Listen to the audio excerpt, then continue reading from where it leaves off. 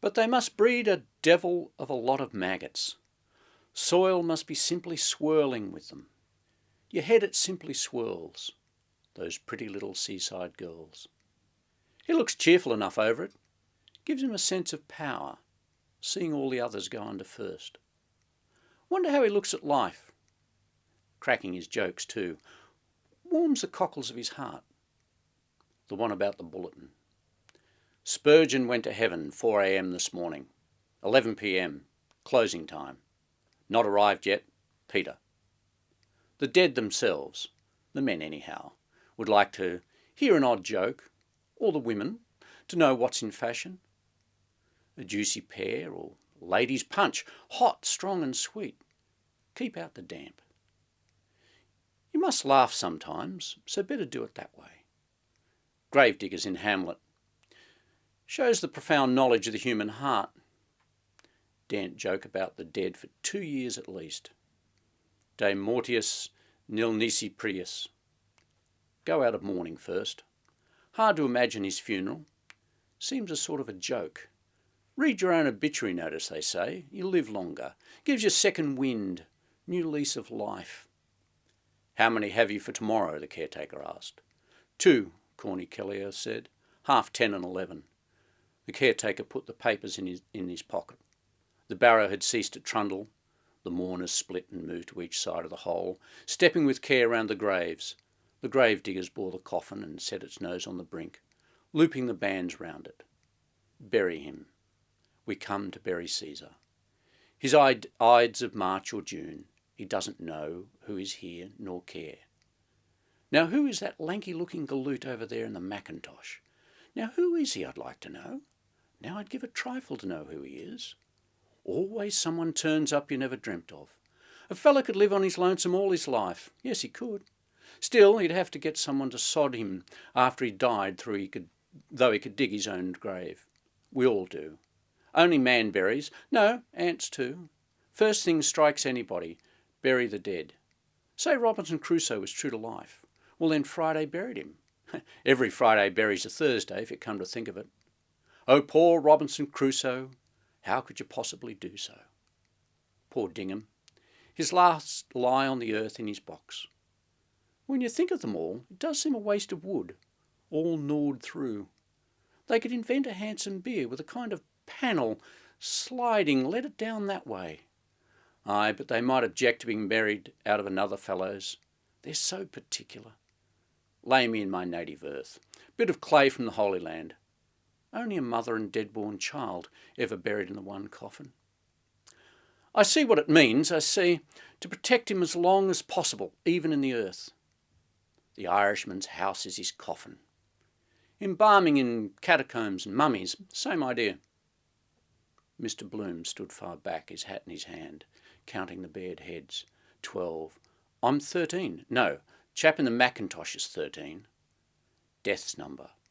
Where the deuce did he pop out of? He wasn't in the chapel, that I'll swear. Silly superstition, that about 13.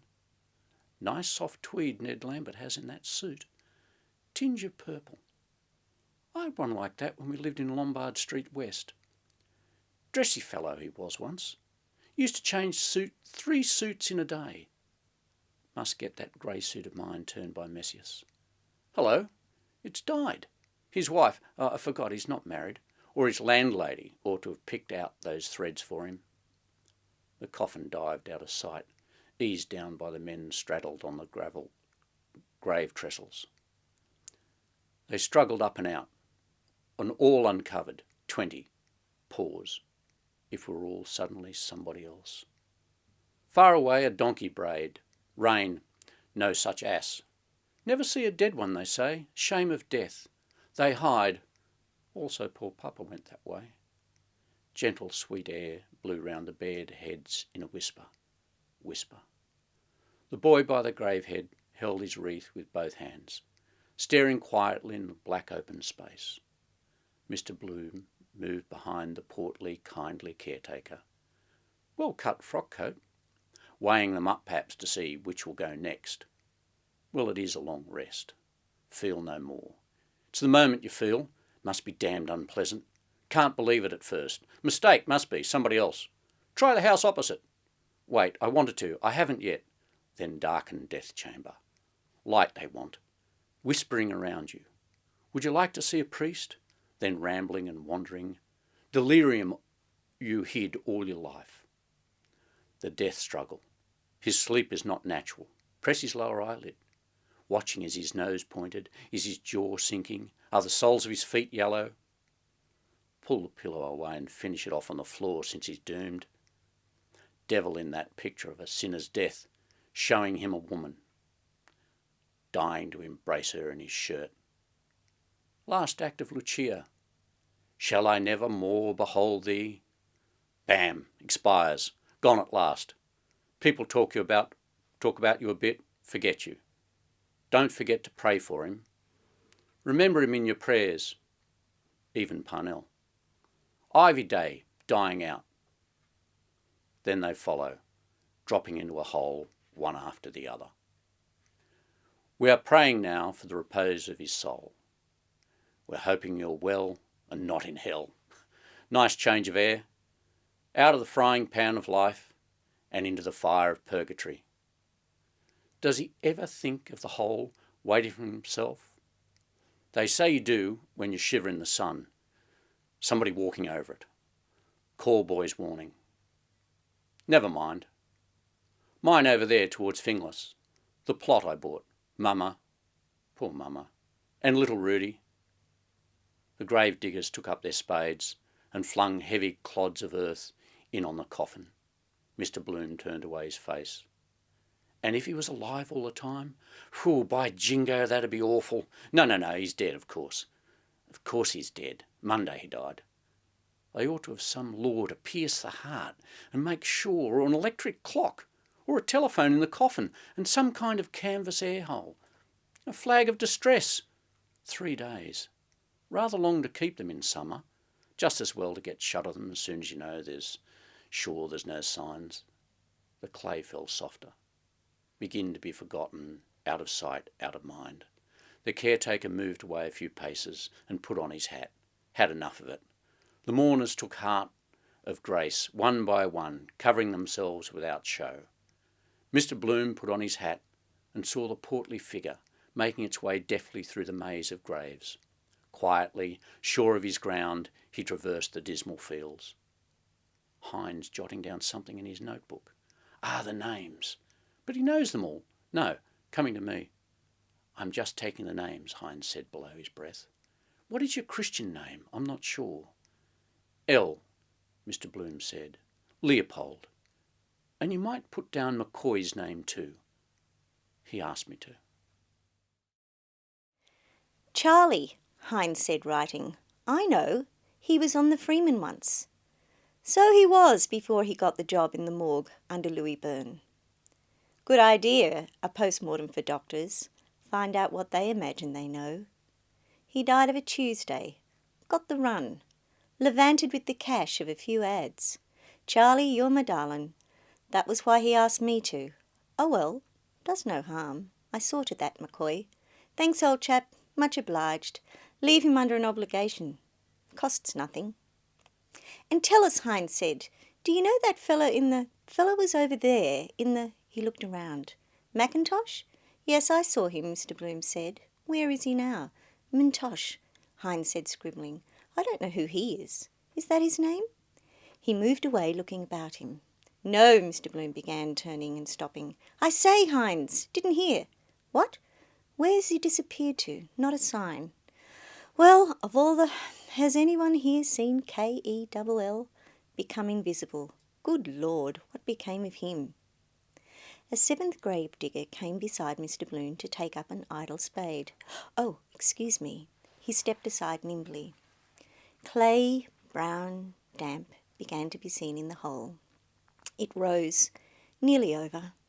A mound of damp clods rose, and the grave diggers rested their spades.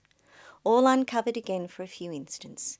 The boy propped his wreath against a corner, the brother-in-law his on a lump. The grave diggers put on their caps and carried their earthy spades towards the barrow, then knocked the blades lightly on the turf clean. One bent to pluck from the haft a long tuft of grass. One, leaving his mates, walked slowly on with shouldered weapon, its blade blue-glancing. Silently at the gravehead, another coiled the coffin band, his navel cord. The brother-in-law, turning away, placed something in his free hand. Thanks, in silence. Sorry, sir. Trouble. Head shake. I know that. For yourselves just. The mourners moved away slowly without aim by devious paths, staying at whiles to read a name on a tomb. Let us go round by the chief's grave, Hines said. We have time. Let us, Mr. Power said. They turned to the right, following their slow thoughts. With awe, Mr. Power's blank voice spoke. Some say he's not in that grave at all, that the coffin was filled with stones, that one day he'll come again. Parnell will never come again, he said. He's there, all that was mortal of him, peace to his ashes. Mr. Bloom walked unheeded along his grove by saddened angels, crosses, broken pillars, family vaults, stone hopes praying with upcast eyes, old islands, hearts and hands. More sensible to spend the money on some charity for the living. Pray for the repose of the soul of, does anybody really? Plant him and have done with him, like down a coal chute. Then lump them together to save time. All Souls' Day. 27th I'll be at his grave. 10 shillings for the gardener, he keeps it free of weeds.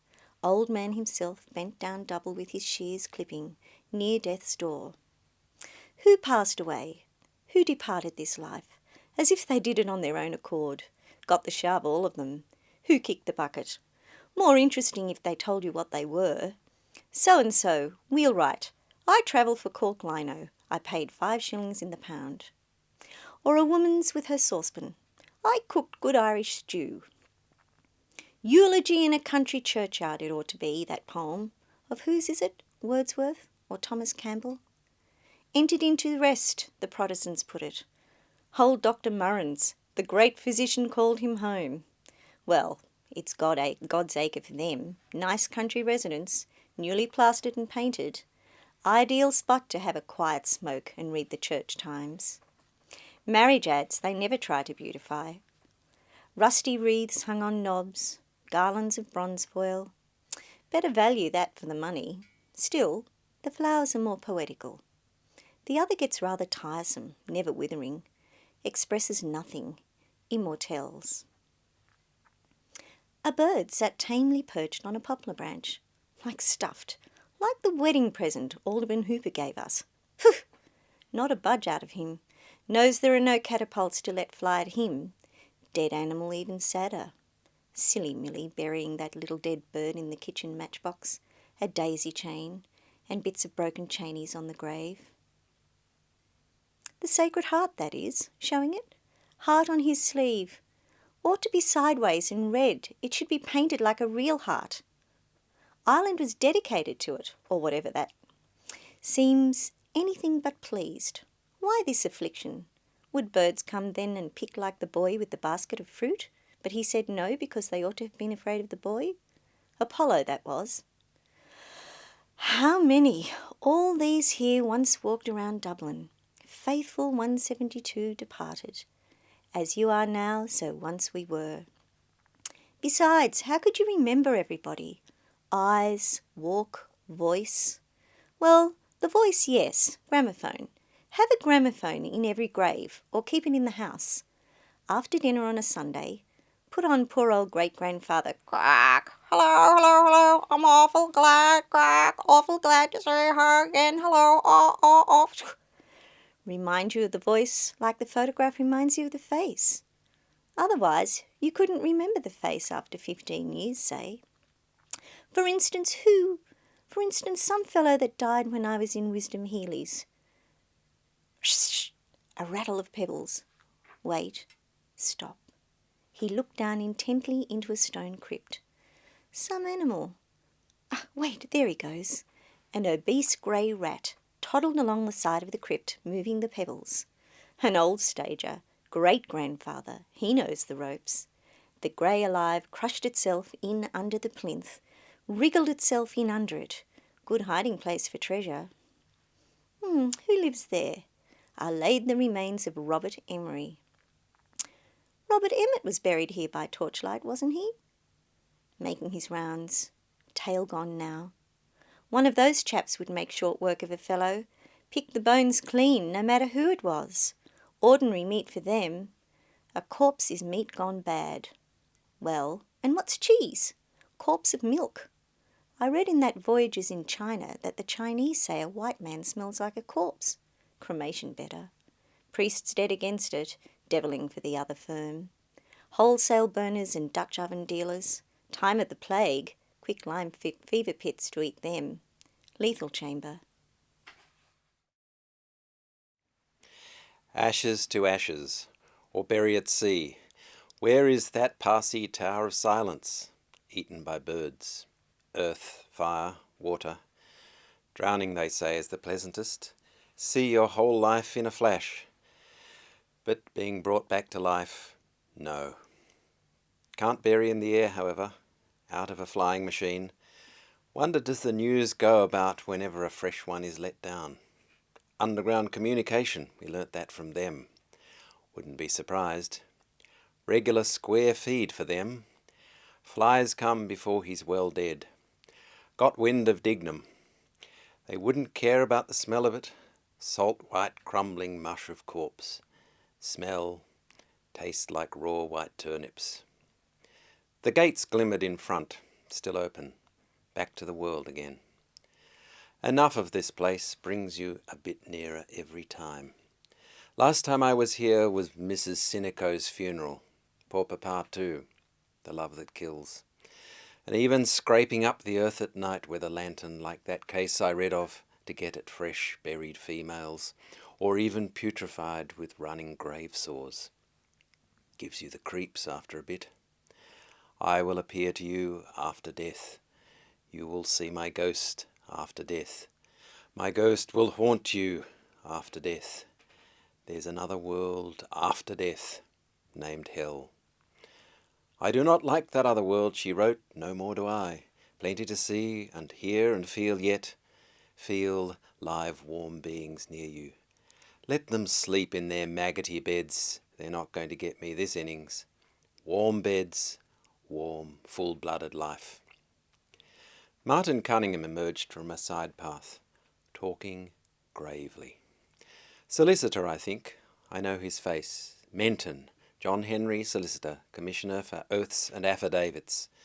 Dignam used to be in his office. Matt Dillon's long ago. Jolly Matt, convivial evenings. Cold fowl, cigars, the Tantalus glasses. Heart of gold, really. Yes, Menton. Got his rag out that evening on the bowling green because I sailed inside him. Pure fluke of mine, the bias. Why he took such a rooted dislike to me. Hate at first sight. Molly and Floey Dillon linked under the lilac tree laughing. Fellow always like that, mortified if women are by. Got a dinge in the side of his hat. Carriage, probably. Excuse me, sir, Mr. Bloom said beside them. They stopped. Your hat is a little crushed, Mr. Bloom said, pointing. John Henry Menton stared at him for an instant without moving. There, Martin Cunningham helped, pointing also. John Henry Menton took off his hat, bulged out the dinge and smoothed the nap with care on his coat sleeve. He clapped the hat on his head again. It's all right now, Martin Cunningham said. John Henry Menton jerked his head down in acknowledgement. Thank you, he said shortly. They walked on towards the gates. Mr. Bloom, chapfallen, drew behind a few paces so as not to overhear. Martin laying down the law. Martin could wind a sappy head like that round his little finger without his seeing it. Oyster eyes, never mind. Be sorry after, perhaps, when it dawns on him. Get the pull over him that way. Thank you. How grand we are this morning. In the heart of the Hibernian metropolis. Before Nelson's pillar, trams slowed, shunted, changed trolley, started for Black Rock, Kingstown, Undulkey, Clonsky, Rathgar and Terranor, Palmerston Park and Upper Rathmines, Sandymount, Green Rathmines, Rings End and Sandymount Tower, Harold's Cross. The hoarse Dublin United Tramway Company's timekeeper bawled them off. "Rathgar and Terranor! Come on, Sandymount Green!"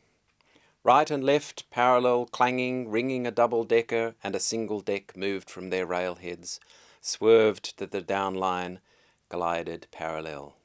"Start! Palmerston Park!" The Wearer of the Crown. Under the porch of the General Post Office, shoe-blacks called and polished. Parked in North Princes Street, His Majesty's vermilion mail cars bearing on their sides the royal initials E.R. Received loudly flung sacks of letters, postcards, letter cards, parcels, insured and paid for local, provincial, British and overseas delivery. Gentlemen of the Press. Gross-booted draymen rolled barrels dull-thudding out of Prince's stores and bumped them up on the brewery float. On the brewery float bumped dull-thudding barrels rolled by gross-booted draymen out of Prince's stores. "There it is," Red Murray said. "Alexander Keys." "Just cut it out, will you?" Mr. Bloom said, "and I'll take it round to the telegraph office." The door of Rutledge's office creaked again. Davy Stevens, minute in a large cape-coat, a small felt hat crowning his ringlets, passed out with a roll of papers under his cape. A King's Courier. Red Murray's long shears sliced out the advertisement from the newspaper in 4 clean strokes, scissors and paste. "I'll go through the printing works," Mr. Bloom said, taking the cut square. "Of course, if he wants a par," Red Murray said earnestly, a pen behind his ear, "we can do him one." "Right," Mr. Bloom said with a nod. "I'll rub that in. We." William Braden, Esquire, of Oakland's Sandymount. Red Murray touched Mr. Bloom's arm with the shears and whispered, "Braden." Mr. Bloom turned and saw the liveried porter raise his lettered cap as a stately figure entered between the newsboards of the Weekly Freeman and National Press and the Freeman's Journal and National Press, dull-thudding Guinness barrels. It passed stately up the staircase steered by an umbrella, a solemn beard-framed face. The broadcloth back ascended each step. Back. "All his brains are in the nape of his neck," Simon Dedalus says. "Welts of flesh behind on him. Fat folds of neck. Fat. Neck. Fat. Neck." "Don't you think his face is like our Saviour?" Red Murray whispered. The door of Rutledge's office whispered, "Ee, cree." They always build one door opposite another for the wind to way in, way out. Our Saviour, beard-framed oval face, talking in the dusk, Martha, Mary. Steered by an umbrella sword to the footlights, Mario the tenor. "Or like Mario," Mr. Bloom said. "Yes," Red Murray agreed, "but Mario was said to be the picture of our Saviour. Jesus Mario with rougy cheeks, doublet and spindle legs, hand on his heart. In Martha, 'Come, thou lost one, come, thou dear one.'" The crozier and the pen. "His Grace phoned down twice this morning," Red Murray said gravely. They watched the knees, legs, boots vanish. Neck. A telegram boy stepped in nimbly, threw an envelope on the counter and stepped off post-haste with a word. "Freeman." Mr. Bloom said slowly, "Well, he is one of our saviours also." A meek smile accompanied him as he lifted the counter flap, as he passed in through the side door and along the warm dark stairs and passage, along the now reverberating boards. But will he save the circulation? Thumping, thumping. He pushed in the glass swing door and entered, stepping over strewn packing paper. Through a lane of clanking drums he made his way towards Nanetti's reading closet. "With unfeigned regret it is we announce the dissolution of a most respected Dublin burgess." Hines here too. Account of the funeral probably. Thumping, thump. "This morning the remains of the late Mr. Patrick Dignam. Machines. Smash a man to atoms if they got him caught. Rule the world today. His machineries are pegging away too. Like these, got out of hand, fermenting, working away, tearing away, and that old grey rat tearing to get in. How a great daily organ is turned out. Mr. Bloom halted behind the foreman's spare body, admiring a glossy crown. Strange he never saw his real country, Ireland, my country. Member for College Green, he boomed that workaday work attack for all it was worth. It's the ads and side features sell a weekly, not the stale news in the official gazette. Queen Anne is dead. Published by authority in the year 1000 and... Domain situate in the townland of Rosenalis, barony of Tinnahinch. To all whom it may concern, schedule pursuant to statute showing return of a number of mules and jennets exported from Ballina. Nature notes, cartoons, Phil Blake's weekly pattern bull story, Uncle Toby's page for tiny tots, country bumpkins queries. Dear Mr. Editor, what is a good cure for flatulence? I'd like that part. Learn a lot teaching others. The personal note, M.A.P. Mainly all pictures. Shapely bathers on Golden Strand. World's biggest balloon. Double marriage of sisters celebrated. 2 bridegrooms laughing heartily at each other. Caprani too, printer. More Irish than the Irish. The machines clanked in 3/4 time. Thump, thump, thump. Now if he got paralysed there and no one knew how to stop them, they'd clank on and on the same. Printed over and over and up and back. Monkey doodle the whole thing. Want a cool head. Well, get it into the evening edition, Councillor, Hines said. Soon be calling him my Lord Mayor. Long John is backing him, they say. The foreman, without answering, scribbled press on a corner of the sheet and made a sign to a typesetter. He handed the sheet silently over the dirty glass screen. Right, thanks, Hines said, moving off. Mr. Bloom stood in his way. If you want to draw, the cashier is just going to lunch, he said, pointing his thumb backwards. Did you? Hines asked. Mr. Bloom said. Look sharp and you'll catch him. Thanks, old man, Hines said. I'll tap him too. He hurried on eagerly towards the Freeman's Journal. 3 bob I lent him in Mars. 3 weeks. 3rd hint. We see the canvasser at work. Mr. Bloom laid his cutting on Mr. Nanetti's desk. Excuse me, Councillor, he said. This ad you see. Keys, you remember. Mr. Nanetti considered the cutting a while and nodded. He wants it in for July, Mr. Bloom said. He doesn't hear it. Nanan. Iron nerves. The foreman moved his pencil towards it. But wait, Mr. Bloom said. He wants it changed. Keys, you see. He wants 2 keys at the top. Hell of a racket they'd make. Maybe he understands what I... The foreman turned round to hear patiently, and lifting an elbow began to scratch slowly in the armpit of his alpaca jacket. Like that, Mr. Bloom said, crossing his forefingers at the top. Let him take that in first. Mr. Bloom, glancing sideways up from the cross he had made, saw the foreman's sallow face. I think he has a touch of jaundice. And beyond the obedient reels feeding in huge webs of paper. Clank it, miles of it unreeled. What becomes of it after? Oh, wrap up meat, parcels, various uses, 1,001 things. Slipping his words deftly into the pauses of the clanking, he drew swiftly on the scarred woodwork. House of keys, like that, see? 2 cross keys, here, a circle. Then here the name Alexander Keys, tea, wine and spirit merchant, so on. Better not teach him his own business. You know yourself, Councillor, just what he wants. Then round the top, in leaded, the House of Keys, you see? Do you think that's a good idea? The foreman moved his scratching hand to his lower ribs and scratched there quietly. The idea, Mr. Bloom said, is the House of Keys. You know, Councillor, the Manx Parliament, innuendo of Home Rule. Tourists, you know, from the Isle of Man, catches the eye, you see. Can you do that? I could ask him perhaps about how to pronounce that volio, but then if he didn't know, only make it awkward for him. Better not. We can do that, the foreman said. Have you the design? I can get it, Mr. Bloom said. It was in a Kilkenny paper. He has a house there too. I'll just run out and ask him. Well, you can do that and just a little par calling attention. You know, the usual. High-class licensed premises, long-felt want, so on. The foreman thought for an instant. We can do that, he said. Let him give them as 3 months' renewal. A typesetter brought him a limp galley page. He began to check it silently. Mr. Bloom stood by, hearing the loud throbs of cranks, watching the silent typesetters at their cases.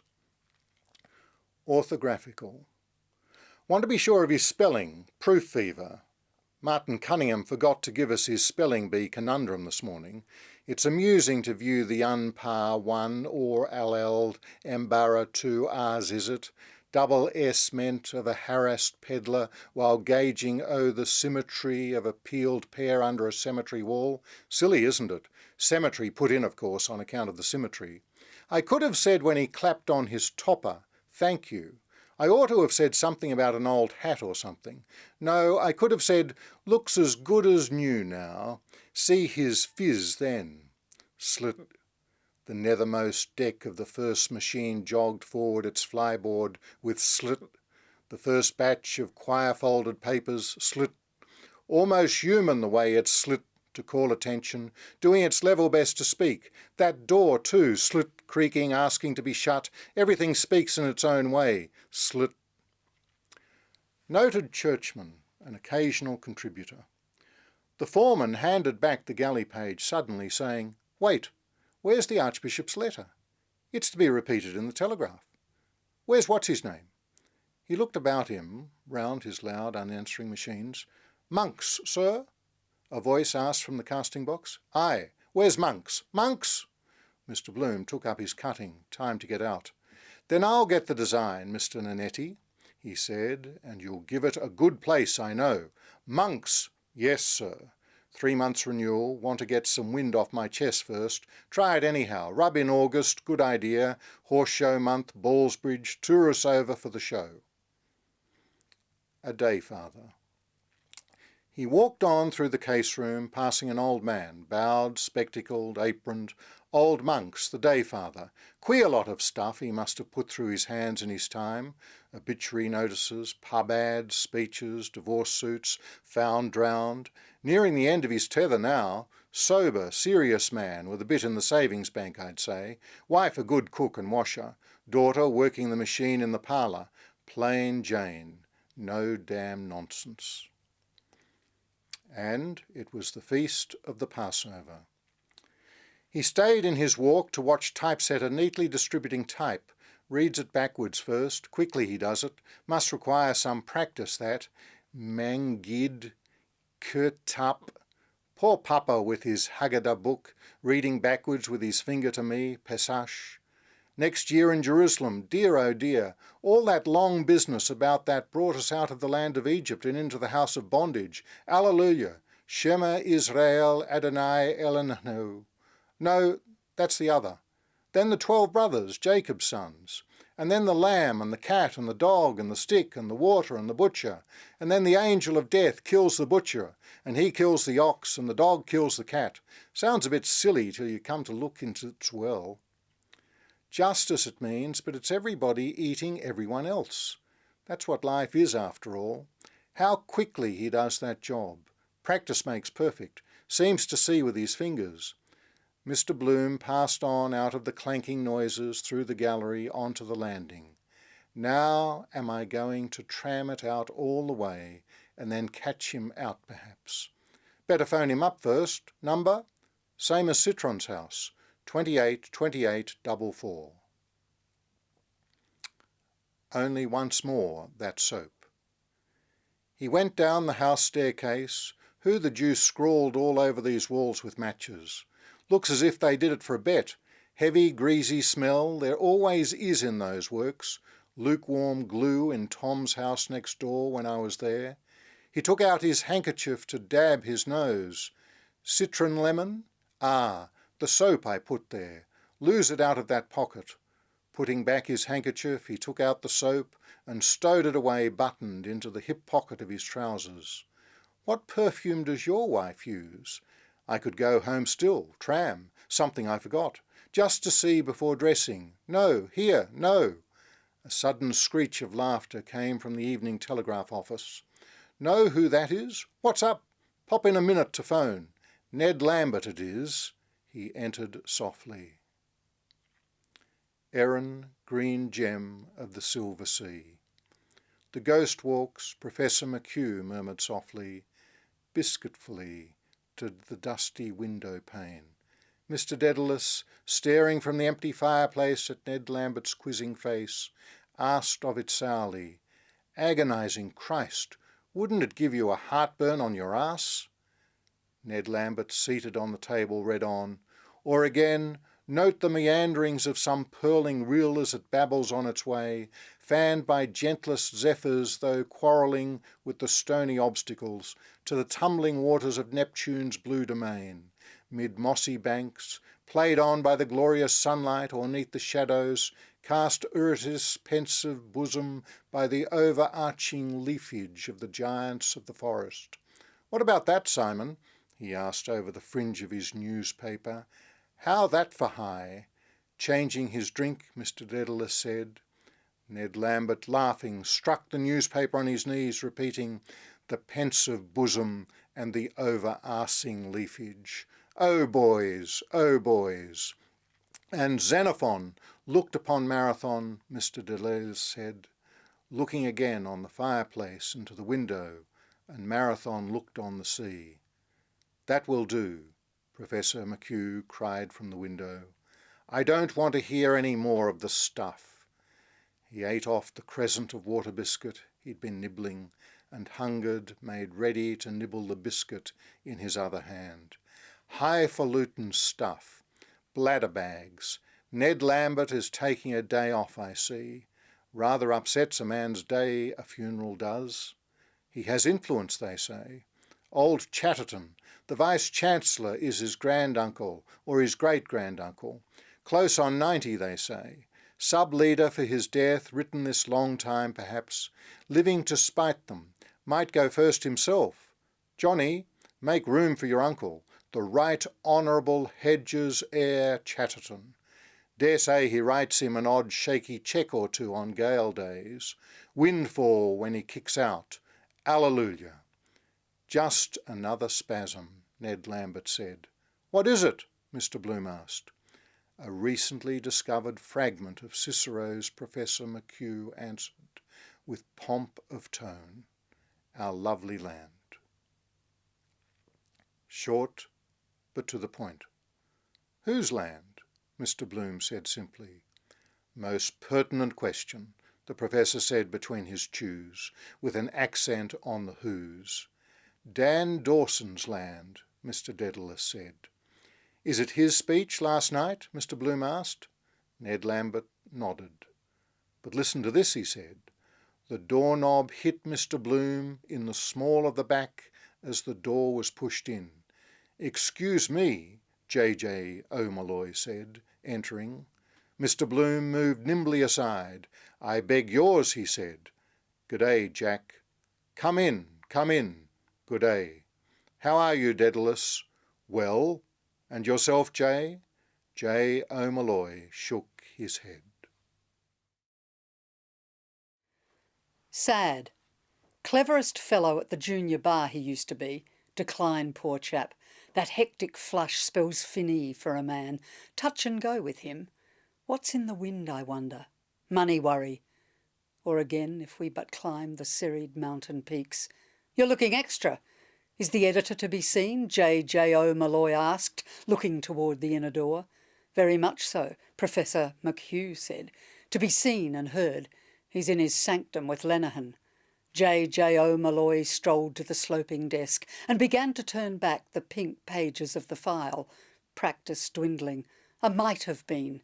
Losing heart, gambling, debts of honour, reaping the whirlwind. Used to get good retainers from D and T Fitzgerald.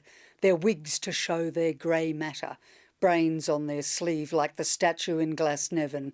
Believe he does some literary work for the Express with Gabriel Conroy. Well-read fellow. Miles Crawford began on the Independent. Funny the way those newspaper men veer about when they get wind of a new opening. Weathercocks, hot and cold in the same breath. Wouldn't know which to believe. One story good till you hear the next. Go for one another bald-headed in the papers and then all blows over. Hail fellow well met the next moment. "Ah, listen to this, for God's sake," Ned Lambert pleaded. "Or again, if we but climb the serried mountain peaks." "Bombast!" The Professor broke in testily. "Enough of the inflated windbag. Peaks," Ned Lambert went on, towering high on high, "to bathe our souls, as it were." "Bathe his lips," Mr Dedalus said. "Blessed and eternal God, yes! Is he taking anything for it?" As 'twere in the peerless panorama of Ireland's portfolio, unmatched, despite their well-praised prototypes in other vaunted prize regions for very beauty, of bosky grove and undulating plain and luscious pastureland of vernal green, steeped in the transcendent, translucent glow of our mild, mysterious Irish twilight. His native Doric. "The moon," Professor McHugh said. He forgot Hamlet. "That mantles the vista far and wide, and wait till the glowing orb of the moon shines forth to irradiate her silver effulgence."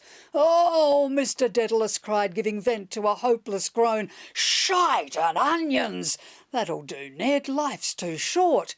He took off his silk hat and, blowing out impatiently his bushy moustache, Welsh-combed his hair with raking fingers.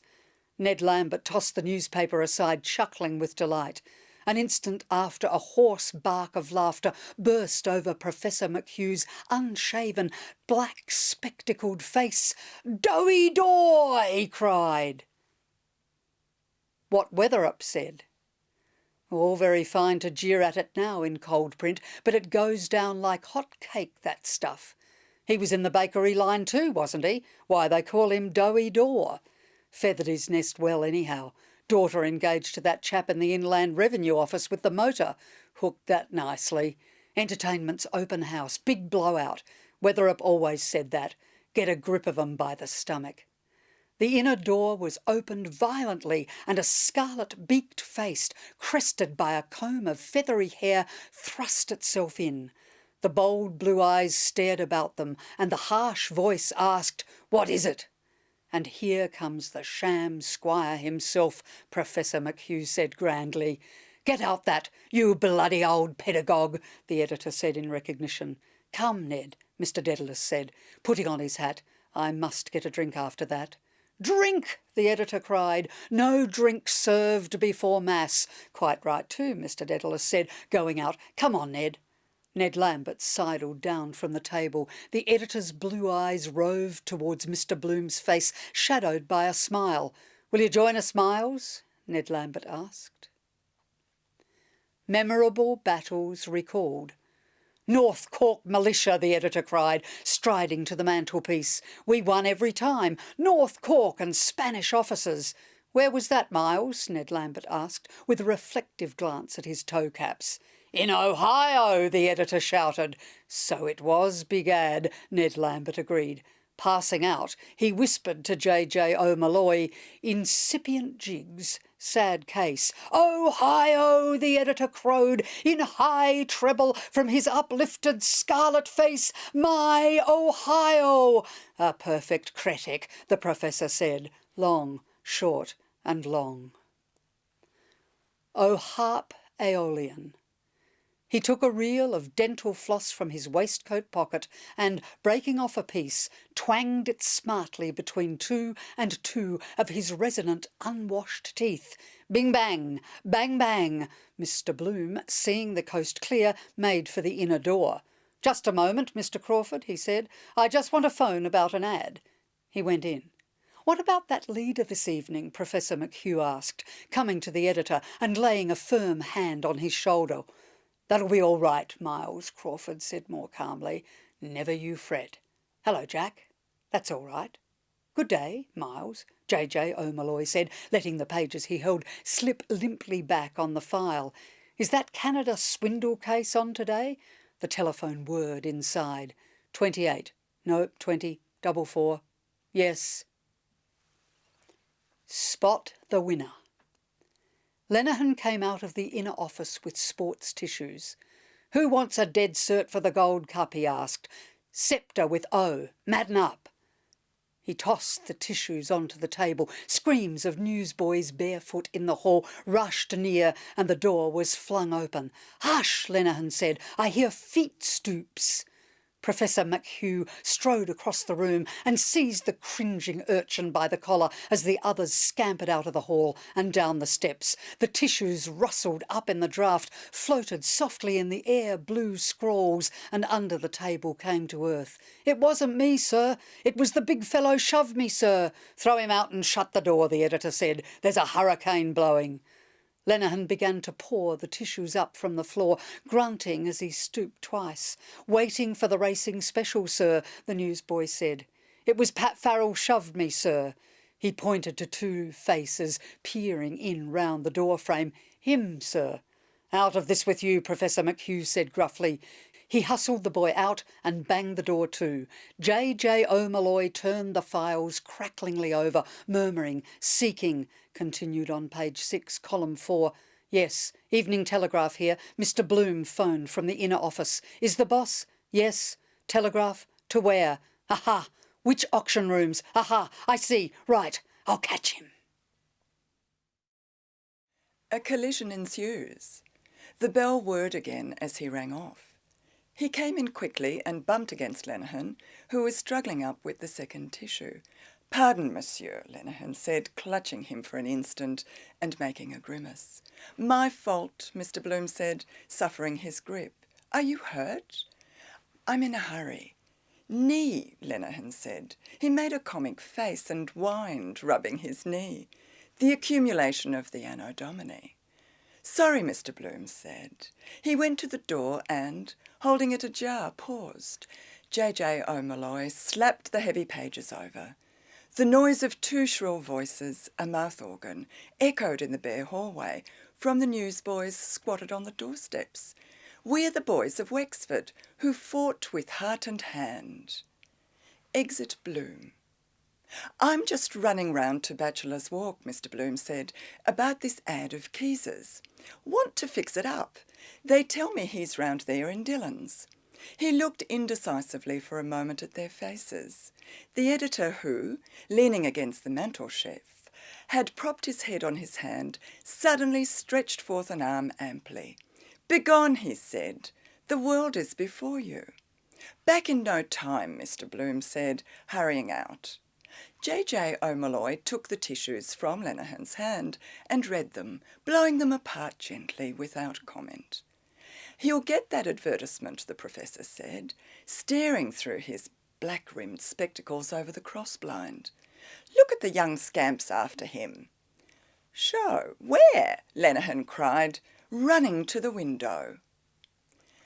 A street cortege. Both smiled over the cross-blind at the file of capering newsboys in Mr. Bloom's wake, the last zigzagging white on the breeze, a mocking kite, a tail of white bowknots. "Look at the young gutter-snipe behind him, hue and cry," Lenihan said, "and you'll kick.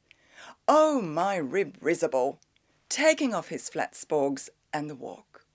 Small nines, steel upon larks. He began to mazurka in swift caricature across the floor on sliding feet past the fireplace to J.J. O'Malloy, who placed the tissues in his receiving hands. "What's that?" Miles Crawford said with a start. "Where are the other two gone?" "Who?" the professor said, turning. "They're gone round to the Oval for a drink. Paddy Hooper is there with Jack Hall. Came over last night." "Come on then," Miles Crawford said. "Where's my hat?" He walked jerkily into the office behind, parting the vent of his jacket, jingling his keys in his back pocket. They jingled then in the air and against the wood as he locked his desk drawer. "He's pretty well on," Professor McHugh said in a low voice. "Seems to be," J.J. O'Malloy said, taking out a cigarette case in murmuring meditation. "But it is not always as it seems. Who has the most matches?" The Calumet of Peace. He offered a cigarette to the professor and took one himself. Lenihan promptly struck a match for them and lit their cigarettes in turn. J.J. O'Malloy opened his case again and offered it. "Thanky, Vu," Lenihan said, helping himself. The editor came from the inner office, a straw hat awry on his brow. He declaimed in song, pointing sternly at Professor McHugh. "'Twas rank and fame that tempted thee, 'twas empire charmed thy heart." The professor grinned, locking his long lips. Eh? You bloody old Roman Empire, Miles Crawford said. He took a cigarette from the open case. Lenihan, lighting it for him with quick grace, said, "Silence for my brand new riddle." "Imperium Romanum," J.J. O'Molloy said gently. "It sounds nobler than British or Brixton. The word reminds one somehow of fat in the fire." Miles Crawford blew his first puff violently towards the ceiling. "That's it," he said. "We are the fat. You and I are the fat in the fire. We haven't got the chance of a snowball in hell." The grandeur that was Rome. "Wait a moment," Professor McHugh said, raising two quiet claws. "We mustn't be led away by words, by sounds of words. We think of Rome imperial, imperious, imperative." He extended elocutionary arms from frayed-stained shirt cuffs, pausing. What was their civilization? Vast, I allow, but vile. Cloacae, sewers. The Jews in the wilderness and on the mountain-top said, "It is meet to be here. Let us build an altar to Jehovah." The Roman, like the Englishman who follows in his footsteps, brought to every new shore on which he set his foot. On our shore he never set it, only his cloacal obsession. He gazed about him in his toga and he said, "It is meet to be here. Let us construct a water closet." Which they accordingly did, so Lenihan said. Our old ancient ancestors, as we read in the first chapter of Guinness's, were partial to the running stream. "They were nature's gentlemen," J.J. O'Molloy murmured. "But we have also Roman law." "And Pontius Pilate is its prophet," Professor McHugh responded. "Do you know that story about Chief Baron Pallas?" J.J. O'Molloy asked. "It was at the Royal University dinner. Everything was going swimmingly." "First my riddle," Lenihan said. "Are you ready?" Mr. O'Madden Burke, tall and copious grey of Donegal tweed, came in from the hallway. Stephen Dedalus behind him, uncovered as he entered. "Entrez, mes enfants," Lenihan cried. "I escort a suppliant," M. O'Madden Burke said melodiously. "Youth, led by experience, visits notoriety." "How do you do?" the editor said, holding out a hand. "Come in. Your governor is just gone." Lenihan said to all, "Silence! What opera resembles a railway line? Reflect, ponder, excogitate, reply." Stephen handed over the typed sheets, pointing to the title and signature. "Who?" the editor asked. "Bit torn off, Mr. Garrett Deasy," Stephen said. "That old Pelters," the editor said. "Who tore it? Was he short taken?" On swift sail flaming from storm and south, he comes, pale vampire, mouth to my mouth. "Good day, Stephen," the professor said, coming to peer over their shoulders. "Foot and mouth. Are you turned? Bullock befriending bard." Shindy in well-known restaurant. "Good day, sir," Stephen answered, blushing. "The letter is not mine. Mr. Garrett Deasy asked me to." "Oh, I know him," Miles Crawford said, "and knew his wife too. The bloodiest old tartar God ever made. By Jesus, she had foot and mouth disease and no mistake. The night she threw the soup in the waiter's face at the Star and Garter. Oh! A woman brought sin into the world, for Helen, the runaway wife of Menelaus, 10 years of the Greeks. O'Rourke, Prince of Breffni." "Is he a widower?" Stephen asked. "Aye, a grass one," Miles Crawford said, his eyes running down the transcript. "Emperor's horses. Habsburg. An Irishman saved his life on the ramparts of Vienna. Don't you forget. Maximilian Carl O'Donnell, Graf von Tyrconnell in Ireland. Sent his heir over to make the king an Austrian field marshal now. Going to be trouble there one day. Wild geese. Oh yes, every time. Don't you forget that." "The moot point is, did he forget it?" J.J. O'Molloy said quietly, turning a horseshoe paperweight. "Saving princes is a thank you job." Professor McHugh turned on him. "And if not?" he said.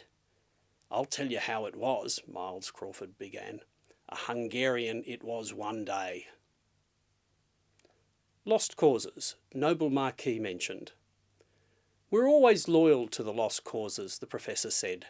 Success for us is the death of the intellect and of the imagination. We were never loyal to the successful. We serve them. I teach them blatant Latin language. I speak the tongue of a race, the acme of whose mentality is the maxim, time is money, material domination, dominus. Lord, where is the spirituality? Lord Jesus, Lord Salisbury. A sofa in a West End club. But the Greek? Kyrie eleison. A smile of light benighted his dark-rimmed eyes, lengthened his long lips. The Greek, he said again. Kyrios. Shining word. The vowels the Semite and the Saxon know not. Kyrie. The radiance of the intellect. I ought to profess Greek, the language of the mind. Kyrie eleison. The closet maker and the kolaka maker will never be lords of our spirit. We are liege subjects of the Catholic chivalry of Europe that founded at Trafalgar and of the empire of the spirit, not an imperium that went under the Athenian fleets at Aegospot Ami. Yes, they went under. Pyrrhus, misled by an oracle, made a last attempt to retrieve the fortunes of Greece. Loyal to a lost cause, he strode away from them towards the window. They went forth to battle, Mr. O'Madden, Burke said greyly, but they always fell. Pooh-hoo! Lenihan wept with a little noise, owing to a brick received in the latter half of the matinee. Poor Pyrrhus. He whispered then near Stephen's ear. Lenihan's Limerick. There's a ponderous pundit McHugh who wears goggles of ebony hue. As he mostly sees double, to wear them, why trouble? I can't see the Joe Miller, can you? In mourning for Sallust, Mulligan says, whose mother is beastly dead, Miles Crawford crammed the sheets into a side pocket. That'll be all right, he said. I'll read the rest after. That'll be all right. Lenihan extended his hands in protest. But my riddle, he said. What opera is like a railway line? Opera? Mr. O'Madden Burke's sphinx face reddened. Lenihan announced gladly, The Rose of Castile. See the wheeze. Rose of cast steel. Gee. He poked Mr. Madden Burke mildly in the spleen. Mr. O'Madden Burke fell back with the grace on his umbrella, feigning a gasp. Help, he sighed. I feel a strong weakness. Lenihan, rising to tiptoe, fanned his face rapidly with the rustling tissues. The professor, returning by way of the files, swept his hand across Stephen's and Mr. O'Madden Burke's loose ties. Paris, past and present, he said. You all look like communards, like fellows who had blown up the Bastille, J.J. O'Malloy said in quiet mockery. Or was it you shot the Lord Lieutenant of Finland between you? You look as though you had done the deed, General Bobrikov. Omnium gatherum. We were only thinking about it, Stephen said. All the talents, Miles Crawford said. Law, the classics. The turf, Lenihan put in. Literature, the press. If Bloom were here, the professor said. The gentle art of advertisement. And Madame Bloom, Mr. O'Madden Burke added, the vocal muse. Dublin's prime favourite. Lenihan gave a loud cough. He said, very softly. Oh, for a fresh of breath air, I caught a cold in the park. The gate was open. You can do it. The editor laid a nervous hand on Stephen's shoulder. I want you to write something for me, he said. Something with bite in it. You can do it. I see it in your face, in the lexicon of youth. Set it in your face. Set it in your eye. Lazy-eyed little schemer. Foot and mouth disease, the editor cried in scornful invective. Great nationalist meeting in Boris-on Ossory. All balls, bulldozing the public. Give them something with a bite in it. Put us all into it, damn its soul. Father, Son and Holy Ghost and Jakes M. Carthy. We can all supply mental pabulum, Mr. O'Madden Burke said. Stephen raised his eyes to the bold, unheeding stare. He wants you for the press gang, J.J. O'Malloy said. The Great Gallagher. You can do it, Miles Crawford repeated, clenching his hand in emphasis. Wait a minute. We'll paralyse Europe, as Ignatius Gallagher used to say when he was on the Shorgrum, doing billiard markings in the Clarence. Gallagher, that was a pressman for you. That was a pen. You know how he made his mark? I'll tell you. There was the smartest piece of journalism ever known. That was in 81, 6th of May, time of the Invincibles, murder in Phoenix Park. Before you were born, I suppose. I'll show you. He pushed past them to the files. Look at here, he said, turning. The New York World cabled for a special. Remember that time? Professor McHugh nodded. New York World, the editor said, excitedly pushing back his straw hat. Where it took place. Tim Kelly, or Kavanagh, I mean, Joe Brady and the rest of them. Where Skin the Goat drove the car. Whole route, see? Skin the Goat, Mr. O'Madden Burke said. Fitz Harris. He has that cabman's shelter, they say, down there at Butt Bridge. Holohan told me. You know Holohan. Hop and carry one, is it? Miles Crawford said. And poor Gumley is down there too, so he told me. Minding stones for the corporation. A night watchman. Stephen turned in surprise. Gumley, he said. You don't say so. A friend of my father's, is he? Never mind Gumley, Miles Crawford cried angrily. Let Gumley mind the stones. See they don't run away. Look at here. What did Ignatius Gallagher do? I'll tell you. Inspiration of genius. Cabled right away. Have you Weekly Freeman of 17 March? Right. Have you got that? He flung back the pages of the files and stuck his finger on a point. Take page 4. Advertisement for Branstone's Coffee. Let us say. Have you got that? Right. The telephone word.